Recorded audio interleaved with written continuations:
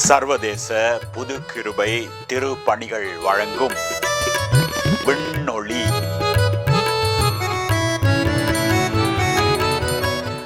ஆண்டவராகிய இயேசு கிறிஸ்துவின் இனிய நாமத்திலே உங்கள் ஒவ்வொருவருக்கும் அன்பு வாழ்த்துக்கள் கூறி மறுபடியுமாக மற்றும் ஒரு விண்ணொளி நிகழ்ச்சிக்கு உங்களை அழைக்கிறேன். எப்படி இருக்கிறீர்கள் அன்பு சகோதர சகோதரிகளே?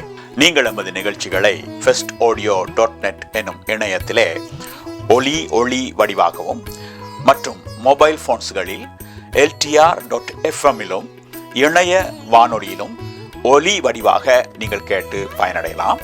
விண்ணொளி எனும் எமது அனுதின காலை சிந்தனை நிகழ்ச்சியை சனி ஞாயிறு தினங்களில் காலை 6:45க்கும் திங்கள் முதல் வெள்ளி வரை காலை 7:45க்கும் நீங்கள் பார்த்தும் கேட்டும் பயனடையலாம். வியாழக்கிழமைகளிலே மாலை 5 மணிக்கு விண்மலர், சின்னஞ்சிறு விண்மீன்கள் போன்ற அரை மணி நேர நிகழ்ச்சிகளையும் கூட பார்த்தும் கேட்டும் பயனடையலாம். ஞாயிற்றுக்கிழமைகளில் பிற்பகல் 4 மணிக்கு நீங்கள் விண்ணோசை என்னும் எமது 1 மணி நேர ஆராதனை நேரத்திலேயும் பங்கு பற்றலாம்.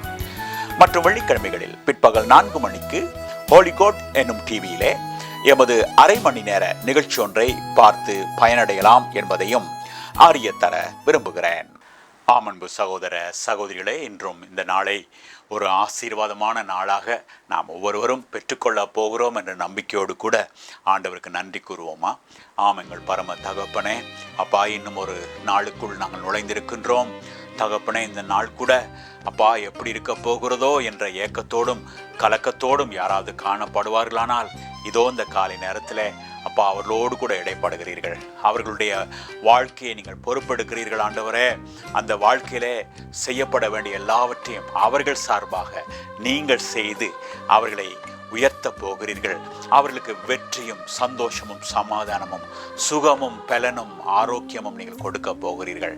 ஆகவே அதற்காக நன்றி கூறுகிறோம் ஆண்டவரே. விசேஷமாக இந்த நாளிலேயும் உங்களுடைய வார்த்தையின் மூலமாய் எங்களுக்கு வரப்போகிற அந்த வாக்கு தத்தத்துக்காக நான் உங்களுக்கு நன்றி செலுத்துகிறோம் ஐயா. தகப்பனை, நீங்கள் வாக்கு தத்தத்தின் தேவன். ஆகவே உங்களுடைய வார்த்தையை நம்பி நாங்கள் முன்னோக்கி போகலாம். ஏனென்றால் நீங்கள் வாக்கு கொடுத்தபடியே செய்கிற ஒரு அன்பின் தேவன் இருக்கிறீர்கள். ஆகையினாலே தகப்பனே, உங்களிடத்தில் எங்களை ஒப்பு கொடுக்க போகிறோம்.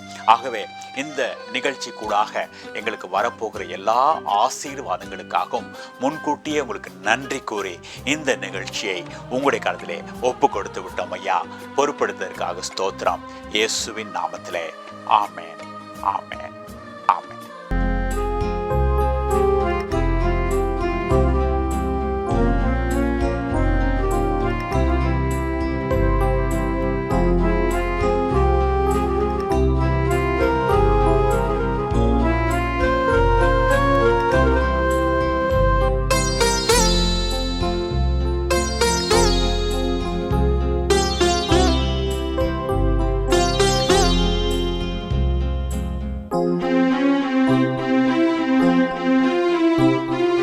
கலங்காதே மனமே,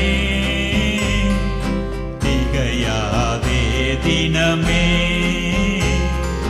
கலங்காதே மனமே, திகையாதே தினமே. கன்மலையாம் கிறிஸ்து காத்திடுவார் தினமே. கன்மலையாம் கிறிஸ்து காத்திடுவார் தினமே. கலங்காதே மனமே, திகையாதே தினமே. ஆமன் சகோதர சகோதரிகளே, நம்முடைய ஆண்டவராகிய இயேசு நாம் நம்மை அவருக்கு ஒப்பு கொடுக்கின்றபடினாலே அவர் கடைசி வரைக்கும் கைவிட மாட்டார். ஆகவே கலங்க வேண்டாம், சோர்ந்து போக வேண்டாம். அதாவது ஆண்டவராகிய இயேசு ஒரு நம்பிக்கைக்குரியவராய் இருக்கின்றபடினாலே நாம் அவரிடத்தில் நாம் ஒப்பு கொடுக்கின்றோம். ஆகவே நிச்சயமாக அவர் நமக்கு உண்மையுள்ளவராய் இருப்பார் என்பதிலே சந்தேகமே இல்லை. அவர் அப்படியாகத்தான் காணப்பட்டிருக்கின்றார் யுக யுகமாக. ஆகவே நிச்சயமாக இன்று நமக்கும் அவ்விதமாகவே காணப்படுவார் என்பதிலே சந்தேகமில்லை. சரி, இந்த நாட்களிலே நாம் இந்த புதிய வருஷத்துக்குள்ளே நுழைந்த பிற்பாடு ஆண்டவர் நமக்கு எவ்விதமான வாக்குத்தத்தங்களை வைத்திருக்கின்றார் என்பதை குறித்து பார்த்து கொண்டு வருகின்றோம்.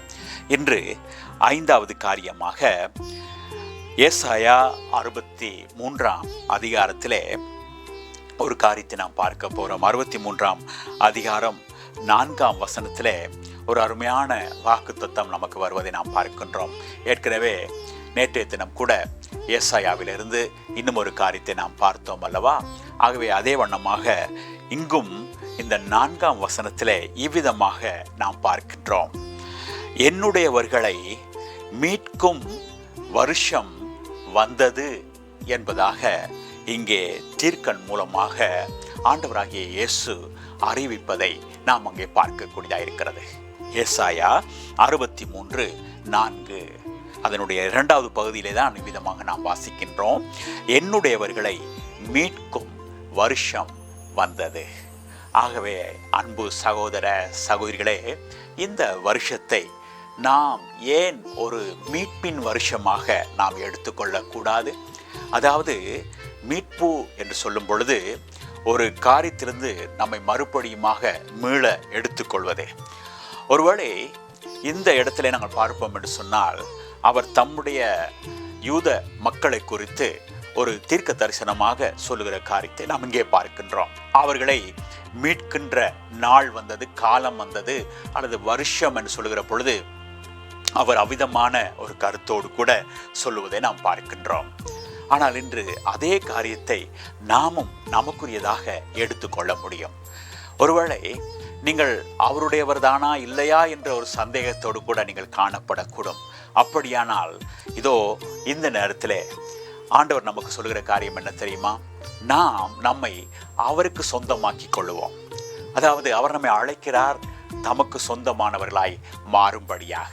நீங்கள் சொல்லுங்கள், ஆம் ஆண்டவராகிய இயேசுவே, நான் உங்களுடைய பிள்ளையாய் மாற விரும்புகிறேன், உங்களுக்குரியவனாய் மாற விரும்புகிறேன், என்னை ஏற்றுக்கொள்வீர்களா என்று சொல்லுகிற வேளையிலே அவர் நம்மை தம்முடையவர்களாய் ஏற்றுக்கொள்கிறார் என்று நாங்கள் பார்க்கிறோம். ஆகவே அப்படி நம்மை ஏற்றுக்கொள்கிற ஒரு வருஷமாக இதோ இந்த வருஷம் காணப்பட போகிறது. நாம் நம்மை அவருக்கு ஒப்பு கொடுக்கின்ற வேளையிலே இது நமக்கு ஒரு மீட்பின் வருஷமாக காணப்பட போகிறது. ஏனென்றால் நாம் அவருக்கு நம்மை ஒப்பு கொடுக்கின்ற வரையிலே, அவருக்கு சொந்தமாகின்ற வரையிலே நான் மீட்கப்படாதவர்களாய் காணப்படுகின்றோம். நாம் மீட்கப்பட வேண்டியது அவசியமாக இருக்கிறது. ஏனென்றால் நம்முடைய வாழ்க்கையிலே நாம் இப்பொழுது அவரை விட்டு தூர பிரிந்து போனவர்களாய் காணப்படுகிறோம். அவருக்கு சொந்தமில்லாதவர்களாய் நாம் இருக்கும் பொழுது நாம் அவரை விட்டு பிரிக்கப்பட்டவர்களாய் காணப்படுகின்றோம். ஆகவே இந்த உலகத்திலே பிறக்கின்ற ஒவ்வொருவரும் அப்படிப்பட்ட ஒரு நிலைமையிலே காணப்படுவதை நாம் அவதானிக்கக்கூடியதாக இருக்கின்றது. ஆகவே ஆண்டவராகிய இயேசு என்ன கூறுகின்றார்? இந்த உலகத்திலே பிறக்கின்ற ஒவ்வொருவரையும் நான் மீட்க வேண்டும். ஏனென்றால் அவர்களை மீட்டுக் கொள்வதற்காகத்தான் நான் என்னையே பாவ பரிகாரியாக சிலுவையிலே ஒப்பு கொடுத்தேன். அவர்களுக்காக நான் பலியானேன், அவர்களுடைய மீட்பின் பரிகாரியாக நான் மாறினேன் என்று சொல்லி நம்முடைய ஆண்டவராகிய இயேசு கூறுகின்றார். பாருங்கள், மாற்கு 10ஆம் அதிகாரம் 45ஆம் வசனத்திலே இவ்விதமான ஒரு காரியத்தை நாம் பார்க்கிறோம். அங்கே ஆண்டவராகிய இயேசு குறித்து சொல்லுகிற ஒரு காரியம் என்னவென்று சொன்னால், அநேகரை மீட்கும் பொருளாக அவர் தம்முடைய ஜீவனை கொடுக்க வந்தார் என்பதாக நாம் அங்கே வாசிக்கின்றோம். அது ஆண்டவராகிய இயேசு தம்முடைய வாயாலேயே சொன்ன ஒரு காரியம். அநேகரை மீட்கும் பொருளாக தம்முடைய ஜீவனை கொடுக்க வந்தார். அப்படியானால் என்ன அர்த்தம் அருமையானவர்களே? ஆம், ஒரு காரியத்தை மீட்கிறோம் என்று சொன்னால், ஒரு மீட்பின் காரியத்திலே எதையாவது நாம் கொடுக்க வேண்டியது அவசியமாக இருக்கிறது. அதாவது ஒரு கிரயம் இல்லாமல் நாம் ஒன்றையுமே மீட்க முடியாது. ஒரு காரியத்தை மீட்டெடுக்கும் பொழுது ஒரு காரியத்தை நாம் இழக்க வேண்டியிருக்கும். அப்போ இங்கே நாங்கள் என்ன பார்க்கிறோம்? ஆண்டவராகிய இயேசு நம்மை மீட்டுக் கொள்வதற்காக அவர் தம்முடைய ஜீவனை, தம்முடைய உயிரை, தன்னுடைய வாழ்க்கையையே அவர் பலியாய் செலுத்தினார் என்பதாக நமக்கு சொல்லப்படுகிறது. ஆகவே அவர் நம்மை மீட்டுக் கொள்வார் என்பதிலே எப்படி நாம் நிச்சயமாக இருக்க முடியும்? அவர் தன்னுடைய ஜீவனை கொடுத்ததினாலே தான். அவர் நமக்காக தன்னுடைய ஜீவனை கொடுத்ததினாலே இன்று நாம் மீட்கப்பட முடியும். ஆம் அன்பு சகோதர சகோதரிகளே, ஒரு இந்த நாளிலே கூட உங்களுடைய வாழ்க்கையிலே நீங்கள் அநேக காரியங்களை இழந்தவர்களாய் காணப்படுகின்றீர்கள். ஞாபகம் இருக்கிறதா?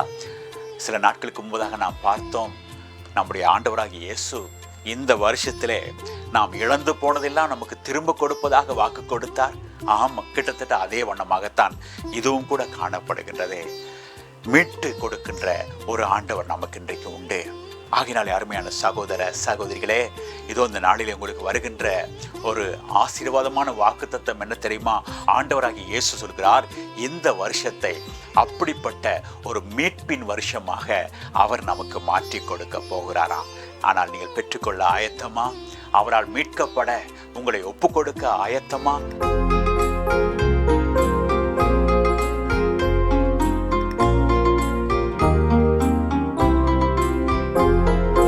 கவலைப்படாதே, கண்ணீர் சிந்தாதே, கவலைப்படாதே, கண்ணீர் சிந்தாதே, கடைசி வரை நம்மை கைவிட மாட்டார், கடைசி வரை நம்மை கைவிட மாட்டார். கலங்காதே மனமே, திகையாதே தினமே, கண்மலையாம் கிறிஸ்து காத்திடுவார் தினமே. கலங்காதே மனமே, திகையாதே தினமே. அன்பு சகோதர சகோதரிகளே, ஆண்டவராகிய இயேசு கூறுகிறார், நான் உனக்கு அடைக்கலமாயிருக்க விரும்புகிறேன். என்னுடைய கரங்களினாலே புயங்களினாலே உன்னை அணைத்து கொள்ள நான் ஆயத்தமாயிருக்கிறேன். என்னிடம் வரமாட்டாயா என்று சொல்லி ஏங்குகின்ற ஒரு ஆண்டவராகிய இயேசுவாக அவர் காணப்படுகின்றார். அன்பு சகோதர சகோதரிகளே, கடவுளை எப்பொழுதும் நாம் தான் தேடிச் செல்ல வேண்டும், நாம் தான் அவரிடம் செல்ல வேண்டும் என்று சொல்லி அவ்விதமான ஒருவராக நாம் அவரை எப்பொழுதுமே ஒரு தூரமான இடத்திலே வைத்து நாம் பார்த்து பழகிவிட்டோம். ஆனால் உண்மை என்னவென்று சொன்னால், அவர் நம்மிடமாக வருகின்றவராயிருக்கிறார். இதுதான் நமக்கு சொல்லப்பட்டிருக்கிற சத்தியமாயிருக்கிறது. அவர் நம்மை தேடி வந்தார். அவர் பரலோகத்தை விட்டு நமக்காக இந்த பூமிக்கு இறங்கி வந்த ஒரு அன்பின் ஆண்டவர். ஆகவே நாம் மட்டும் இடம் கொடுப்போம் என்று சொன்னால் அவர் நம்மை ஏற்றுக்கொண்டு நம்மை வழிநடத்த ஆயத்தமாயிருக்கிறார். ஒப்பு கொடுப்போமா? ஆம், எங்கள் பரலோக தகப்பனே, ஐயா, இந்த வருஷத்தை எங்களுக்கு ஒரு மீட்பின் வருஷமாக நீங்கள் மாற்றி கொடுக்கிறபடியால் உங்களை நாங்கள் நன்றியோடு ஸ்தோத்தரிக்கிறோம். ஏனென்றால் இதோ எவ்வளோ காரியங்களிலே நாங்கள் இன்னும் மீட்கப்படாமல் காணப்படுகின்றோம். தகப்பனே, நீங்கள் உங்களுடைய ஜீவனையே எங்களுக்காக கொடுத்து எங்களை மீட்கின்ற ஒருவராக காணப்படுகின்றபடியால் எங்களுக்கு நம்பிக்கை வருகின்றது ஐயா. ஏனென்றால் நீங்கள் ஒரு கிரயம் செலுத்தி இருக்கிறீர்கள். உங்களுடைய உயிரையே எங்களுக்காக நீங்கள் மனம் வைத்திருக்கிறீர்கள். ஆகினாலே தகப்பனே, நிச்சயமாக நாங்கள் மீட்கப்பட முடியும் என்று நாங்கள் நம்புகிறோம்.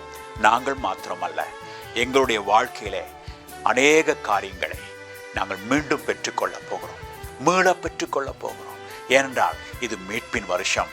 மீட்கின்றவர் எங்களுடைய ஆண்டவராகிய இயேசு கிறிஸ்துவாய் இருக்கிறார். ஆகினாலே தகப்பனே, இதோ என்னோடு இணைந்திருக்கின்ற ஒவ்வொரு அடியார்களும் இந்த நாளிலே அப்படிப்பட்ட ஒரு நம்பிக்கையோடு கூட உங்களை நோக்கி பார்க்கின்றார்கள். அதை நீங்கள் அறிவீர்கள், நீங்கள் அவர்களை காண்கிறீர்கள். அதற்காக நான் உங்களுக்கு நன்றி செலுத்துகின்றேன்.